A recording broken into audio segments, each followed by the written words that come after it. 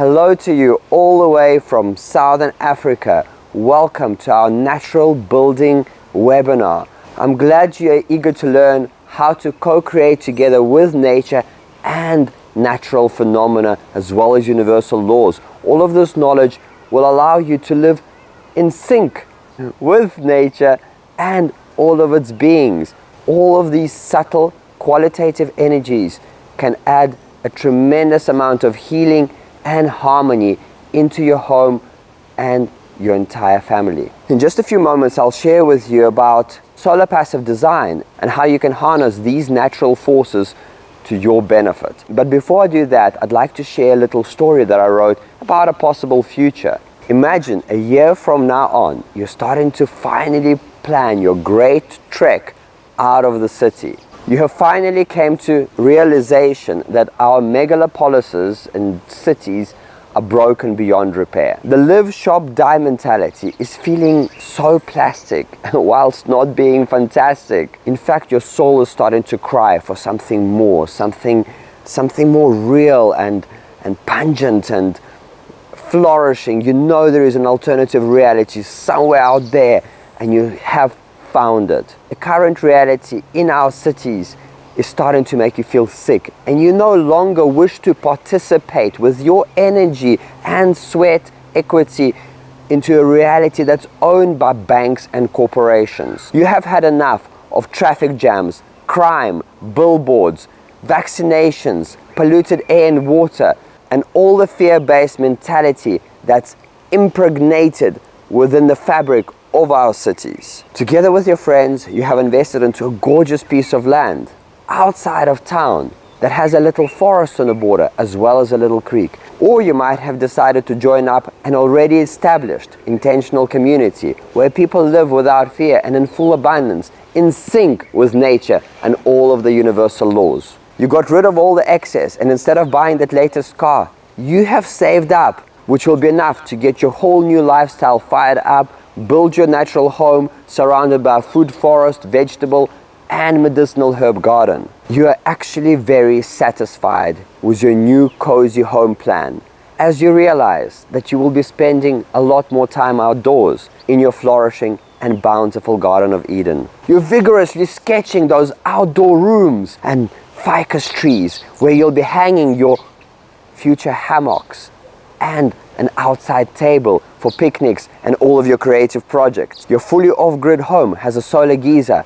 backed up by a rocket stove built into your earthen couch. You have even invested into a small solar system that will power all of your lights, your kitchen appliances, as well as your laptop. In your future home, you have integrated a constructed wetland that will treat all of your bath and shower water to perfection so it can be used in the garden. You don't have space for television or any other mass media, as you do not want to engage in fear-based scarcity thinking any longer as you co-create your future dream.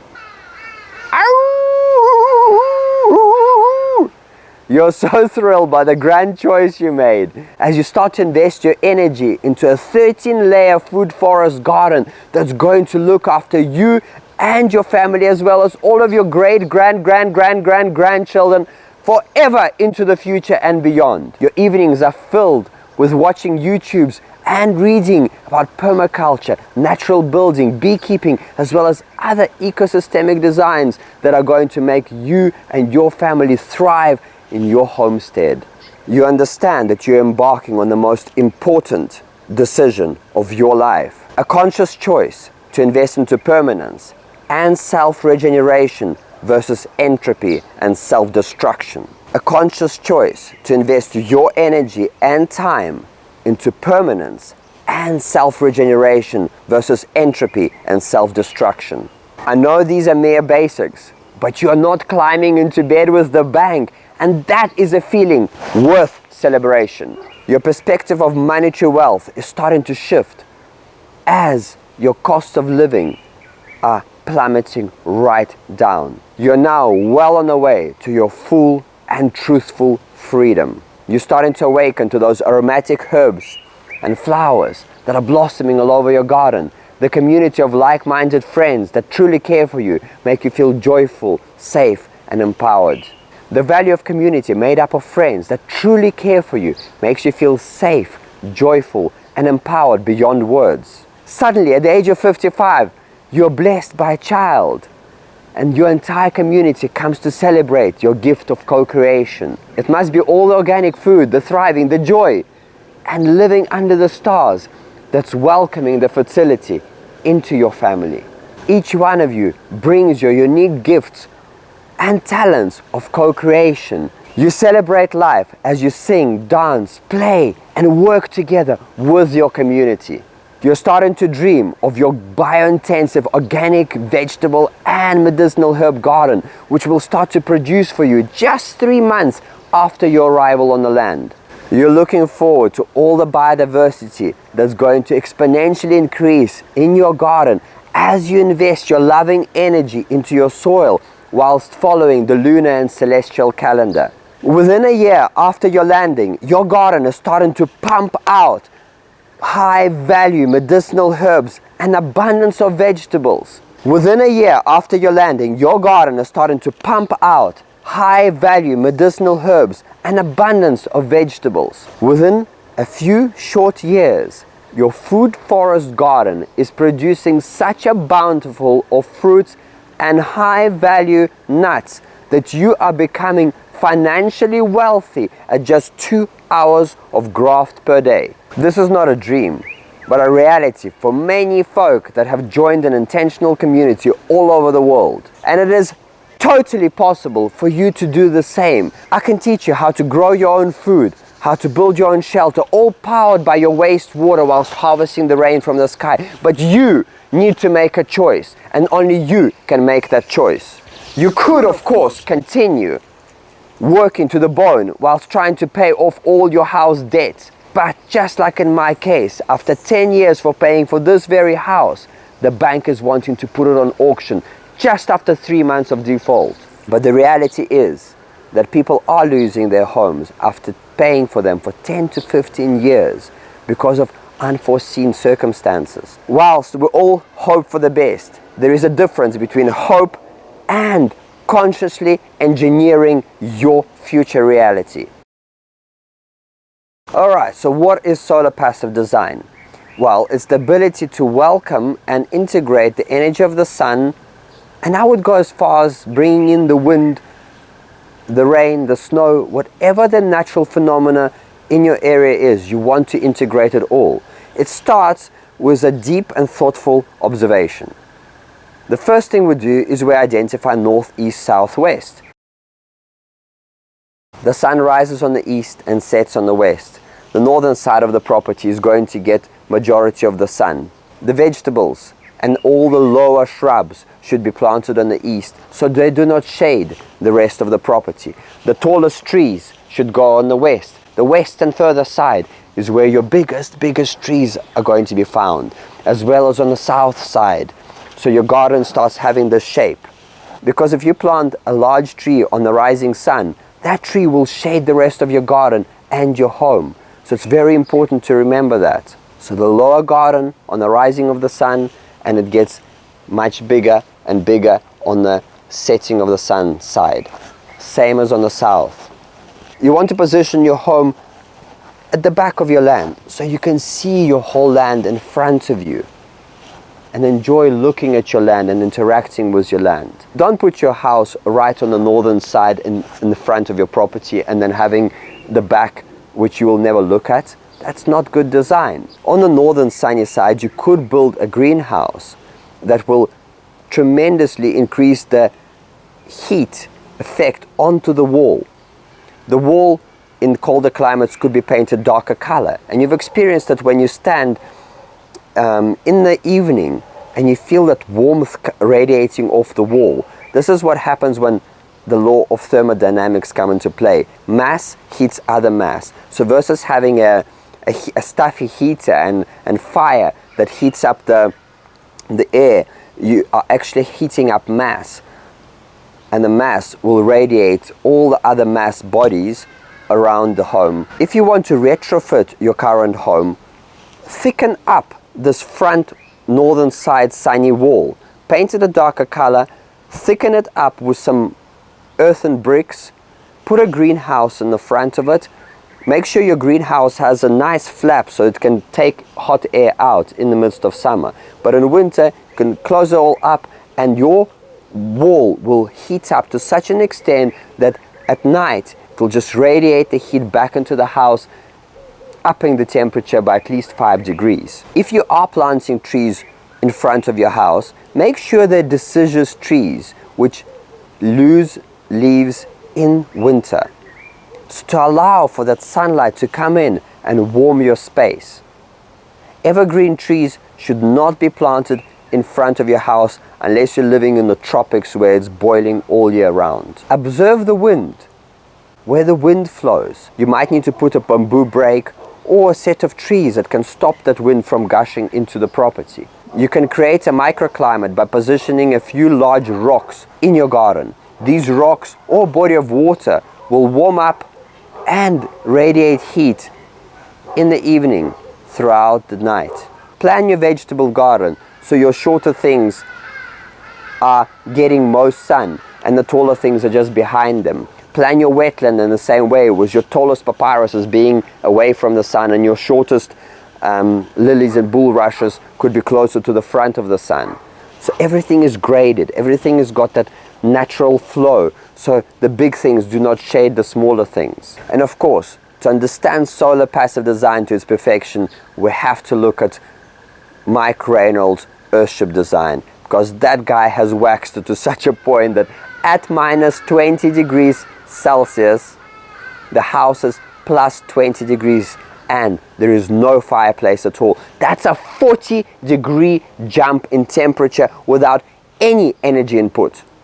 You walk inside in the middle of winter, all the fireplaces are full of books. Nobody's using them. They just light it on Christmas for effect. But the house is so well designed. It's snowing outside. You walk in and it's plus 20 degrees. Toasty, toasty, toasty. So how he did it, I need to show you a diagram so you can understand exactly how Earthships work, what makes them cool down and what makes them heat up. Let's go. This is winter time where the sun is low.